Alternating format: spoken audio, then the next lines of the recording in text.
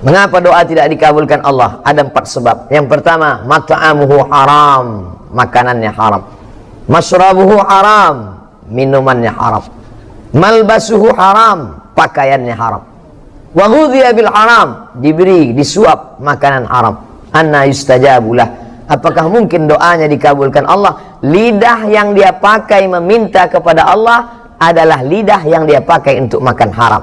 Diharamkan Allah mengabulkan doa dari lidah yang memakan haram. Wabarakatuh. Alhamdulillah wassalatu wassalamu ala Rasulillah sayyidina wa maulana Muhammad ibni Abdullah wa ala alihi wa sahbihi wa man da'a bi da'watihi wa istanna bi sunnatihi ila yaumi liqa'i rabbih wa ba'du. Hadirin hadirat jamaah fardu zuhur, insyaallah kita semua dimuliakan Allah Subhanahu wa taala. Amin ya rabbal alamin. Pada kesempatan yang baik ini saya diberikan waktu lebih kurang 60 menit sama di tempat-tempat yang lain. Cuma bedanya di sini tak boleh lebih walaupun semenit. Suatu ketika saya hadir di salah satu kantor untuk memberikan tausiah. Tidak boleh disebut nama kantornya, menjaga kode etik jurnalistik. Kata dia, Ustaz Somad, pernah nggak ketemu dengan pegawai KPK? Kata saya, belum. Gimana memangnya Pak? Mereka pernah datang ke kantor saya Pak Ustaz.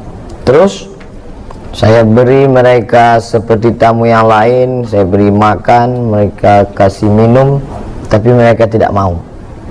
Kenapa begitu? Kata mereka, saya sudah bawa air minum sendiri. Air minum pun tak mau. Wah, masih manusia mereka, manusia juga. Air minum pun tak mau. Tapi cerita ini sudah lama, sekitar 3 atau 5 tahun yang lalu. Apakah sekarang masih begitu? Wallahu a'lam bishawab. Tapi yang jelas integritas bahwa kita harus menjaga kesucian makanan adalah bagian dari ajaran Islam. Belum cerita masalah kendaraan, masalah mobil, masalah fasilitas, baru sebatas pada makanan. Ada seorang perempuan kerjanya menenun kain. Kain yang terbuat dari kapas dipintal menjadi benang, benang ditenun menjadi kain. Tapi dia menenunnya hanya di waktu malam. Karena kalau di waktu siang dia sibuk mengurus anaknya, dia tidak punya pembantu. Hanya malam sajalah yang dia bisa menenun. Tapi malam tidak ada lampu. Dia naik ke atas atap rumah. Atap rumah orang Arab itu datar, namanya satah. Di atas satah itu dia menenun. Dia bisa menenun hanya ketika tentara lewat menyalakan lampu kerajaan. Setiap tentara lewat dengan lampu yang terang, dia pun mulai menenun. Ketika pasukan mulai berlalu dan gelap, dia berhenti. Ketika nanti tentara lewat di tengah malam, dia mulai menenun. Ketika mulai berhenti gelap, dia pun berhenti. Begitu yang dia lakukan setiap malam, sampai akhirnya kain itu jadi satu kain hasil dari menenun karena pasukan tentara kerajaan lewat. Setelah kain selesai, ditanyakanlah pertanyaan kepada imam pendiri mazhab Hambali bernama Ahmad bin Hambal di kota Baghdad tahun 241 Hijrah. Wahai Imam Ahmad bin Hambal, ya, apakah boleh saya menjual kain ini? Halalkah hasilnya saya makan? Imam bin Hambal tidak menjawab, tapi dia balik bertanya, kamu siapa? Perempuan itu menjawab, saya adalah saudara kandung Imam Bishri Al-Hafi, seorang ulama sufi, seorang ulama yang menjaga hatinya, seorang ulama yang menjaga makanannya. Karena kata Imam Ahmad bin Hambal, belum pernah seumur hidup saya ada orang bertanya tentang hukum memakai lampu yang dipakai kerajaan ketika sedang lewat. Apa salahnya? Toh tidak ada yang rugi. Kira-kira masih adakah orang yang memperhatikan hasil jualan kainnya, tenunannya? Zaman itu abad ketiga hijrah, orang masih memikirkan apa efek negatif yang diterima dari memakai lampu. Lampunya, cahayanya, tidak ada ruginya sedikit pun, tapi masih memperhatikan. Hari ini orang bukan cuma memakai lampunya, menjual lampunya sekalipun tak dia pikirkan.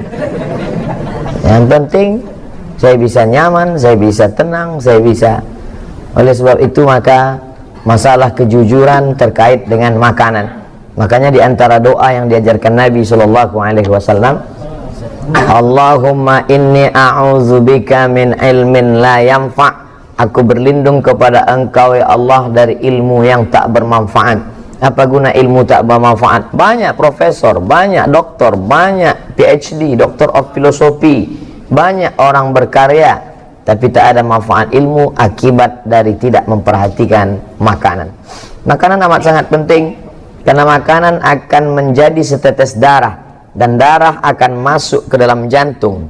Dari jantung darah akan naik ke atas otak kepala. Dari kepala inilah akan turun ke mata, turun ke telinga, turun ke tangan, turun ke hati. Jangan heran kalau pertama kali yang gelap tidak dapat hidayah itu bukan telinga, bukan kepala, tapi yang pertama kali adalah hati. Khatamallahu ala qulubihim. Makanya kata Nabi SAW, setiap kali kita berbuat satu salah, satu titik hitam. 2 kali salah, 1 titik hitam. 3 kali salah, 1 titik hitam. Akhirnya hati itu pun gelap. Semua berawal dari makanan. Makanya kata Nabi SAW, jaga makananmu takun mustajabud da'wah. Ihfaz mat'amak takun mustajabud da'wah. Jaga makananmu, maka engkau akan menjadi orang yang amat sangat dikabulkan doanya. Seseorang kata Nabi SAW yang rambutnya kusut berdebu. Kenapa rambutnya kusut berdebu? Karena dia tidak mandi. Kenapa dia tidak mandi? Dia takut kalau sampai dia mandi rambutnya gugur dan dia bayar dam. Karena saat itu dia sedang pakai kain ihram. Kain ihram di tanah haram dalam keadaan umrah, mengangkat tangan di tepi Ka'bah. Tapi kata Nabi, doanya tidak dikabulkan Allah. Mengapa doa tidak dikabulkan Allah? Ada 4 sebab. Yang pertama, mat'amuhu haram, makanannya haram. Masyrabuhu haram, minumannya haram. Malbasuhu haram, pakaiannya haram. Wa ghudhiya bil haram, diberi, disuap makanan haram. Anna yustajabulah. Apakah mungkin doanya dikabulkan Allah? Lidah yang dia pakai meminta kepada Allah adalah lidah yang dia pakai untuk makan haram. Diharamkan Allah mengabulkan doa dari lidah yang memakan haram. Kecuali lidah dia 2, satu untuk makan, satu untuk berdoa. Oleh sebab itu maka berawal semuanya dari makanan.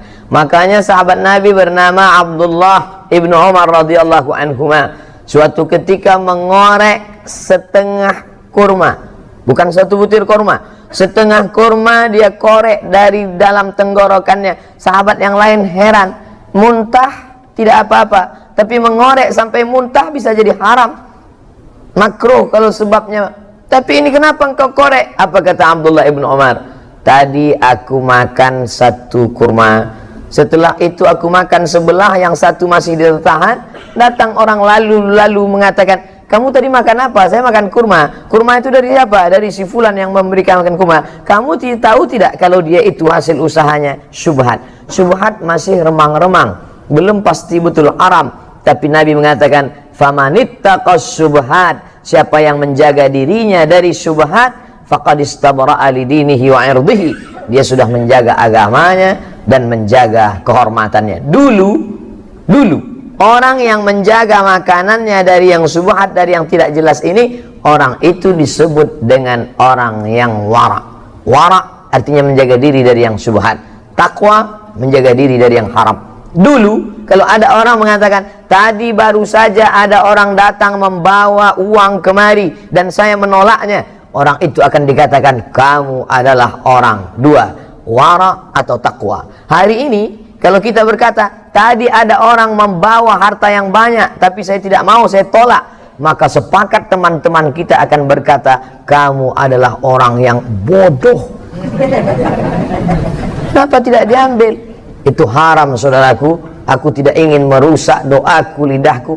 Itu memang haram, tapi kita keluarkan saja 2,5% jadi halal toh.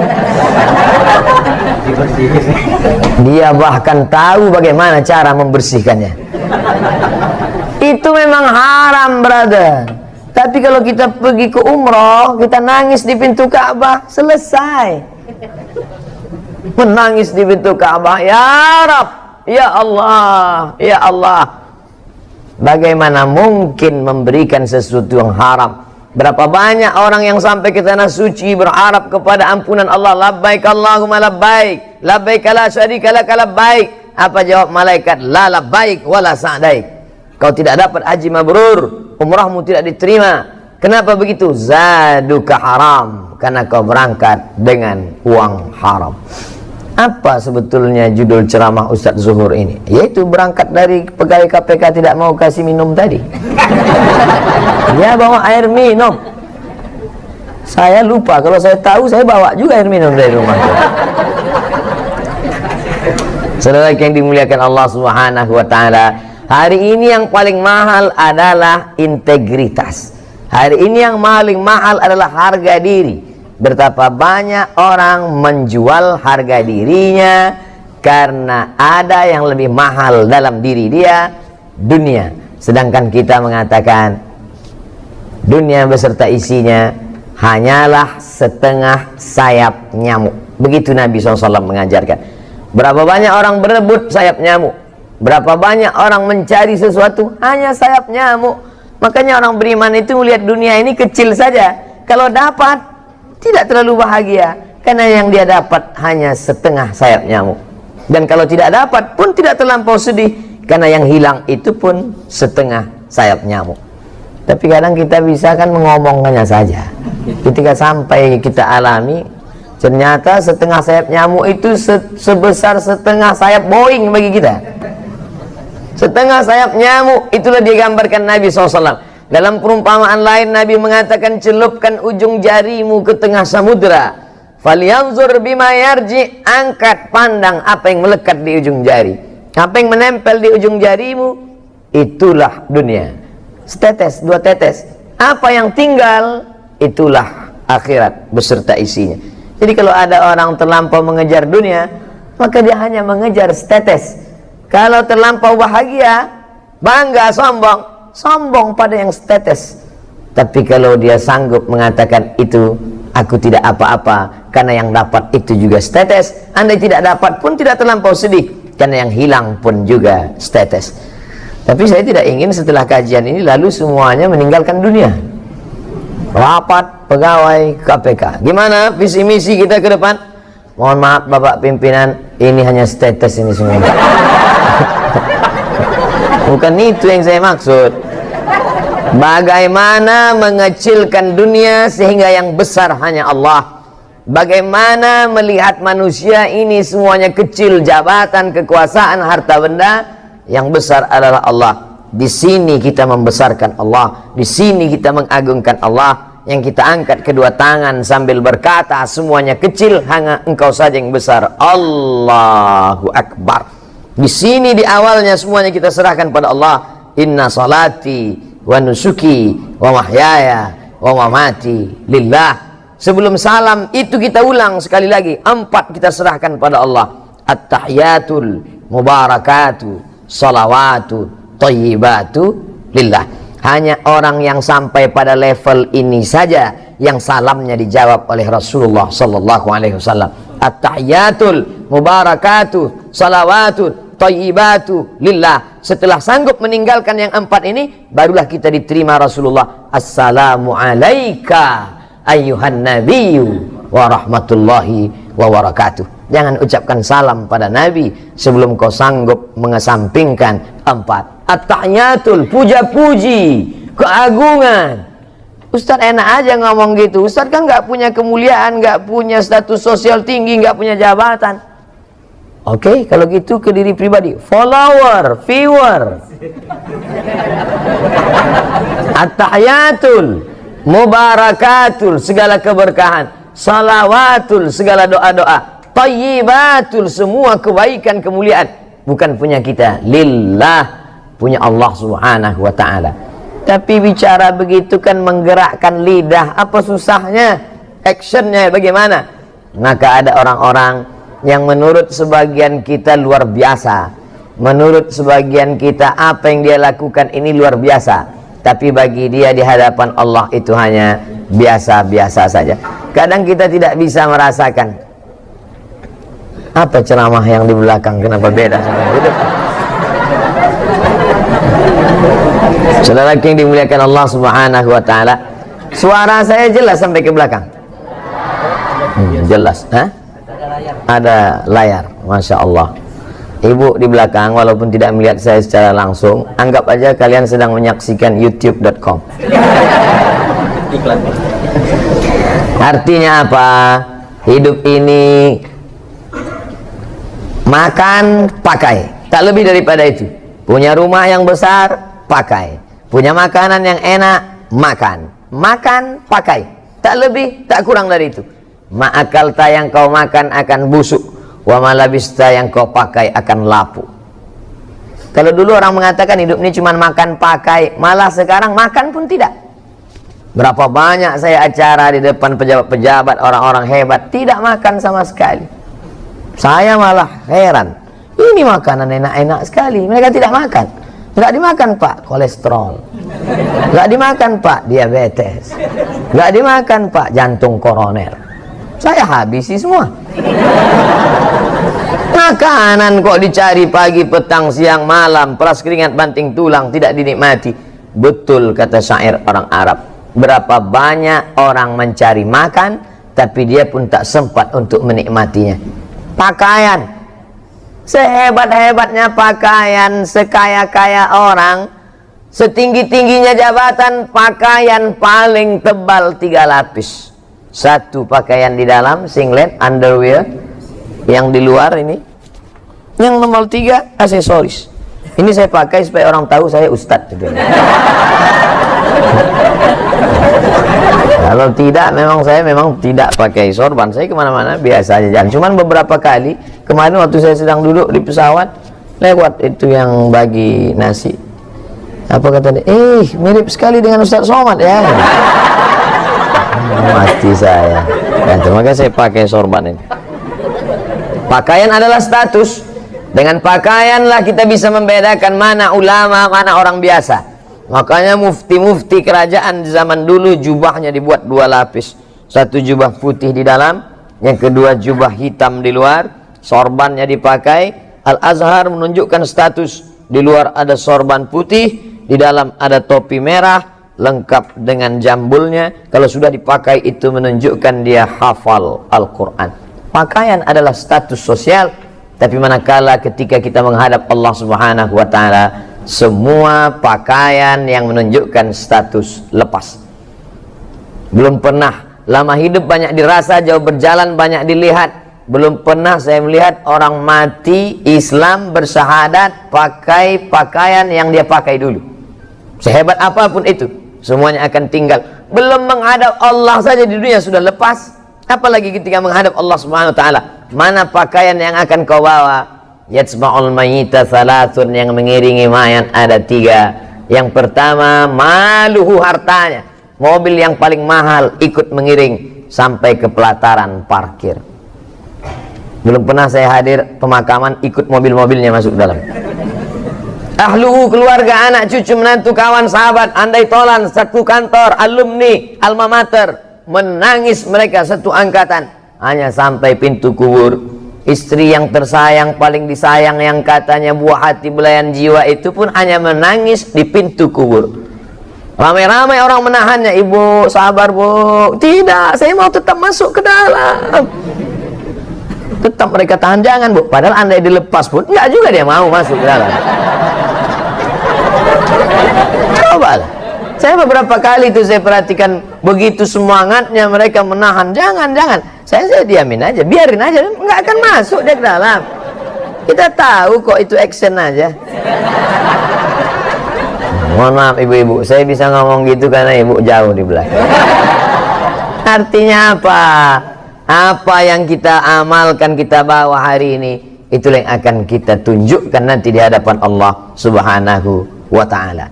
Di tempat lain saya dikasih air minum, saya minum. Tapi di sini saya ingin balas bahwa saya punya integritas. Saya nanti akan datang lagi ke kantor bapak yang dulu bicara kepada saya, Ustaz Somad, pegawai KPK itu integritasnya luar biasa, kami kasih dia air minum, dia katakan saya bawa air dari kantor kami. Nanti saya akan katakan ke dia, Bapak, saya pun ceramah juga di masjid kantor mereka, dan ketika mereka kasih air minum, saya katakan saya bawa dari rumah. Saudara yang dimuliakan Allah Subhanahu wa taala, artinya apa? Setiap tetes ini akan kita diminta pertanggungjawaban di hadapan Allah Subhanahu wa taala. Ini diberi dari mana? Ini uang negara. Tidak ada nama saya dalam anggaran ini. Setiap tetesnya. Jangan sampai hancur amal saya. Pahala ceramah-ceramah saya semuanya habis hanya karena 600 ml ini. Integritas harus kita jaga. Takbir. Masya Allah, pantang dipancing tuh. Ya'ti yaumal qiyamati, ada orang nanti pada hari kiamat dia akan mati menghadap Allah bisolatin, solatnya banyak, solat qabliyah, solat ba'diyah, solat tahajud, solat witir, solat duha, solat isyraq, solat awabin, solat tasbih, wa zakatin, zakat, wakaf, infak, sedekah, bangun masjid, pondok pesantren, wa siyamin, puasa Senin Kamis, puasa Nabi Daud, puasa ayyamul bait, puasa 6 hari di bulan Syawal, puasanya banyak. Tapi ternyata amalnya itu tidak bisa menolong dia. Sebab apa? Mat'amuhu haram, karena memakan harta orang lain. Akala mala hadza, memakan harta si fulan. Wa safaka dama hadza, menumpahkan darah si fulan. Wa daraba hadza, memukul si fulan, menganiaya si fulan, menzalimi si fulan. Diambil salatnya diberikan pada orang yang dia aniaya, diambil puasanya diberikan pada orang yang dulu dia zalimi, diambil sedekahnya diberikan pada orang yang pernah dia sakiti. Faniyat hasanatuhu, habis amalnya, tapi orang yang menuntut masih banyak. Lalu apa yang terjadi? Diambil dosa mereka, diambil dosa orang yang pernah dia zalimi, turihat ilahi, dicampakkan kepada dia, summa turiha finnar, lalu dia dicampakkan ke dalam api neraka. Kalau dosanya pada satu kelurahan, karena kebetulan dia kepala desa, paling banyak satu desa 5.000 orang. Tapi kalau dosanya zalim, memakan harta orang se-Indonesia, ini anggaran orang se-Indonesia. Kalau sampai saya minum tanpa ada kejelasan, ya akhirat, nampaknya makan siang pun terancam siang. Saudara yang dimuliakan Allah Subhanahu wa taala, kullu qardin jarra naf'an fahuwa riba. Setiap pinjaman kalau ada unsur manfaat dari pinjaman itu, maka pinjaman itu menjadi riba. Siapa yang tidak lepas dari pinjaman? Selama hidup pasti kita pernah meminjam. Tidak ada barang yang cash di rumah kita sekarang, semuanya pinjaman. Panci pun kredit, semuanya pinjaman. Andai saya meminjam kepada Bapak, saya tak tahu nama-nama Bapak, tak tahu saya. Satu-satunya yang saya tahu nama di sini cuma Pak Novel Baswedan. Saya pinjam uang Bapak 5 juta, Pak. Oke, Ustadz, nih pakai duit 5 juta. Pinjam ya, Pak? Iya. Lalu kemudian besok 2-3 hari, boleh saya pinjam motornya? Apakah Pak Ustadz? Maka motor yang saya pakai itu sudah saya pakai unsur manfaat. Kullu qardin jarra naf'an, kalau meminjam ada mengambil manfaat, maka manfaatnya itu adalah riba. Sekarang berapa banyak kita meminjam barang orang, uang orang, justru kita pinjam ya karena manfaat itu. Kalau tidak ada manfaatnya, kamu kasih pinjaman sama dia, iya. Kenapa kamu ambil barang dia, kamu manfaatkan? Loh, kalau enggak saya manfaatkan, saya dapat apa? Betapa logika kita sudah terbolak-balik. Pernahkah ini terjadi pada ulama-ulama dulu? Ya, ada seorang ulama namanya Abu Hanifah. Kalau saya sebut Abu Hanifah, banyak yang tidak kenal.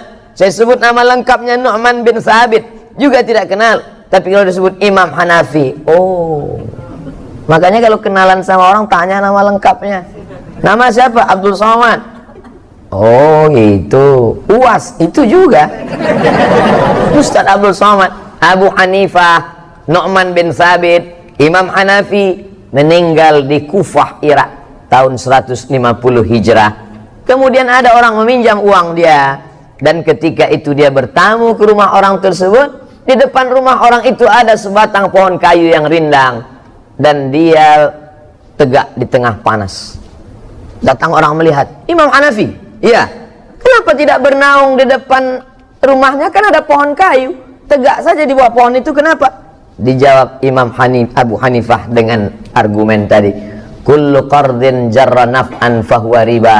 Setiap pinjaman kalau mengambil manfaat, maka itu adalah riba. Tegak di depan rumahnya, yang di bawahnya ada pohon kayu, yang tempat bernaung tidak kena panas, maka tegak di bawah pohon kayu itu pun, jangankan masuk ke dalam meminum airnya, jangankan masuk ke dalam memakan kuehnya, jangankan masuk ke dalam meminjam untanya, berdiri di depan rumahnya mendapatkan naungan pun sudah termasuk dalam kategori riba. Jadi ulama-ulama itu dulu kenapa ilmunya berkah? Lagi-lagi menjaga makanan dan minuman. Kalau lidah yang dipakai tidak pernah makan riba, makan haram itu, maka akan masuk ke dalam hati manusia. Kalau kita dengar ceramah orang, masuk dia ke dalam hati kita, insya Allah. Tapi kalau tidak, nanti di akhir coba ceritakan masuk atau tidak. Kalau tidak, berarti lidah saya ini sudah makan macam-macam. Saudaraku yang dimuliakan Allah Subhanahu wa Ta'ala, tapi Allah tidak bebani kita di luar kemampuan kita. La yukallifullahu nafsan illa wus'aha. Tadi saya mulai jam 1, jam 12 lewat 15. Masya Allah, itu enaknya kita ceramah di KPK ini. Mereka tepat waktu. Saya dikasih tahu Ustadz hanya sampai jam 1 lewat lebih korupsi. Karena mereka ini sangat punya integritas Ustadz. Kalau di tempat lain Ustadz lewat dikit aja 15-10 menit mereka tetap nggak apa-apa, lambat-lambat dikit nggak apa. Di KPK Ustadz jangan coba lewat 1 menit aja mereka bubar sendiri. Daripada Ustadz malu, bagus Ustadz tutup sebelum habis. Sakitnya nggak seberapa, malunya. Ini kan direkam. Nanti masuk ke YouTube, apa kata orang? Ustadz Somad ditinggalkan jamaah karena korupsi. Luar biasa. Masya Allah, tabarakallah. Saya terus terang, ceramah ini udah kemana-mana. Dari mulai Sabang, sampai ke Sydney, sampai ke Melbourne. Di Hong Kong nggak jadi. Terus terang banyak. Tapi yang paling hati saya agak-agak cemas ceramah di KPK ini. Makanya tadi entah doa-doa apa saya baca sebelum masuk. Bismillahirrahmanirrahim. La yadurru ma'asmihi syai'un fil ardi wala fis sama. Ya Allah, dengan kusebut namamu, tidak ada satupun yang datang menimbulkan mudarat, tidak satupun yang dapat memudaratkan aku, baik di langit maupun di bumi, apalagi pegawai KPK. Harus dibaca itu, ada keyakinan yang kuat bahwa kita ditolong oleh Allah Subhanahu wa Ta'ala. Syarat pertolongan Allah turun, maka jangan pernah melawan perintah Allah. Kata Nabi SAW, ini namanya Jabal Rumat, bukit pemanah. 70 pemanah dipasang di atas. Nanti aku akan perang di bawah, namanya perang Uhud.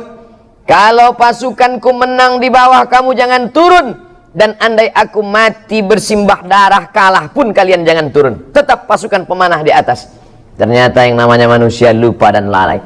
Begitu mereka melihat pasukan Nabi di bawah kalah, langsung mereka turun. Melihat pasukan Nabi menang, mengalahkan pasukan musyrik kalah, mereka langsung turun ke bawah, tergoda ingin mengambil harta rampasan perang. Apa yang terjadi?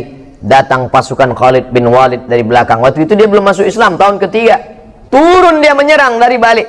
Maka umat Islam dikepung dari dua arah, satu dari kanan, satu dari kiri. Meninggal sahabat terbaik, Sayyidus Syuhada, Hamzah bin Abdul Muttalib. Perang itu terjadi di Bukit Uhud. Makanya nanti kalau umrah di atas Bukit Uhud itulah nampak ini pasukan muslim, ini pasukan musyrik, pasukan turun dari Jabal Rumat, dikepung dari dua arah. Orang ziarah di padang Uhud itu menetes air mata, yang ngerti sejarah. Tapi kita pergi umrah, apa yang terjadi di atas? Melihat, ketawa sih, kiki, ay mama. Orang berilmu saja yang memahami perjalanan sejarah. Apa yang ingin Ustaz sampaikan pelajaran dari perang Uhud? Bahwa sekali saja perintah larangan Rasulullah itu dilanggar, kekalahan bersimbah darah. Berapa kali pertolongan Allah tidak turun gara-gara kita tidak ikut perintah dan tidak menjauhi larangan Rasulullah. Sekali saja larangan Nabi itu dilanggar, tak jadi kemenangan itu datang. Bolak-balik kita mengatakan hasbunallah wa ni'mal wakil, ni'mal maula wa ni'man nasir, la haula wala quwata illa billah. Kenapa tidak turun pertolongan? Karena tidak cukup syarat. Kalau cukup syaratnya, pertolongan Allah akan datang. Maka 5 kali sehari kita katakan innaka la tukhliful mi'ad.